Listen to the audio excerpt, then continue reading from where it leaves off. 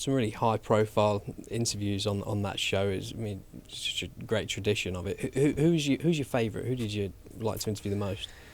The most intriguing was having Tony Blair in as the Prime Minister.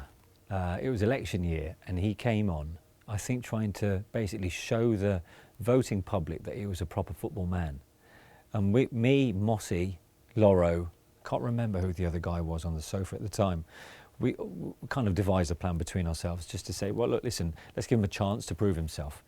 The editor was being a little bit naughty, saying that, remember that clip where he was told that he was sat at the Gallagate end watching Sir Jackie Milburn or something like that, when there was no seats to be sat on. So clearly he was either, lost in translation in the interview, or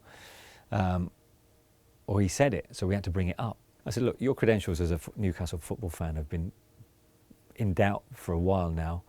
Let's put the record straight. But before we hear from you, let's hear from that quote that you gave back 4 or 5 years ago. We dimmed the studio lights and this spotlight came on Tony Blair.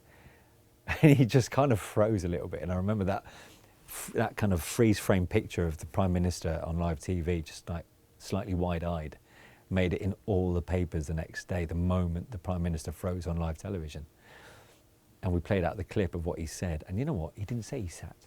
So you could see the relief in his eyes. I mean, that and the fact that just before we went on air, I said to him, oh, Prime Minister, what do I call you when we go out on air on BBC One? And he turned around to his advisors, of which there were 4 of them. And he went, yeah, good question. What does Manish call me? And these 4 guys just literally went in a huddle and went, well, it's midday. They should call him Tony because it's informal. Bloody blah. Maybe it was Prime Minister or Tone. And they turned around and said, call him Tony. It just like took him 10 minutes to decide. It's just the things that they've obviously got to make sure is right before they do it.